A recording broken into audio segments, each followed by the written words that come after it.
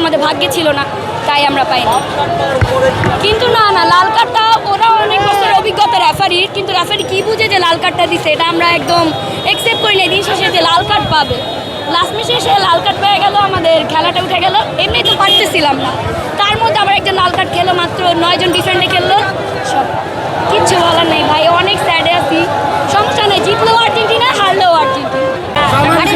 খেলা দেখছি ভালো, আর্জেন্টিনা সব কিছু ভালো লাগে, খারাপ খেললেও ভালো লাগে, ভালো খেললেও ভালো লাগে, মানে আর্জেন্টিনার সব কিছু ভালো লাগে। ইমোশনাল আর্জেন্টিনা, আর্জেন্টিনা হচ্ছে ইমোশন, ঠিক আছে? তো হারলেও কিছু না, জিতলেও কিছু না, জাস্ট মেসির জন্য খারাপ লাগছে, কান্নাও করছে অনেক সময়, ঠিক আছে? আর এখন কিছু বলতে চাচ্ছি না। তো হারছে, হারতেই পারে, খেলা হার জিত আছে, ঠিক আছে?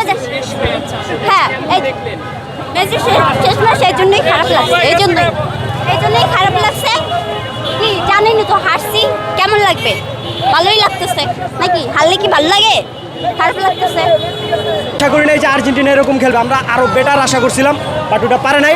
ঠিক আছে, আর্জেন্টিনার যে মানুষ 3 পিস বলে, এই 3 পিস আর্জেন্টিনার পিসই ছাড়ে নাই। ঠিক আছে, আজকেও 3 গোল হয়েছে, 2টা কোনো মতে কাটাই নিছে ভাই, ওই যে 3 পিস বলা থেকে বিরত থাকার জন্য।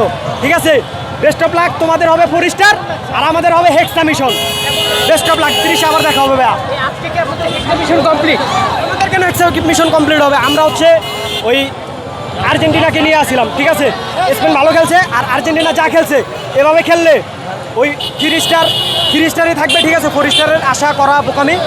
আর হচ্ছে ওরা আগে হচ্ছে ছোট দলের সাথে খেলছে, তো ওরা এটা বুঝতে পারে না। যদি এরকম বড় হাট কোনো দলের সাথে খেলতো তাইলে হয়তো বা বুঝতে পারতো। এই ক্যাপাওয়ারদের সাথে কাপাকাপি শুরু হয়েছে, এরপরে মিশরের সাথে কান্দাকান্দি, আর এই যে এখন তো শেষ, সব শেষ ভাই। ভাই ব্রাজিলের ব্যাপারে কিছু বলতে চাই না, ব্রাজিলের ব্যাড লাক। এটা হবে হেক্সা মিশন হবে 2030-এ ভাই, দেখা হবে বেস্ট অফ লাক।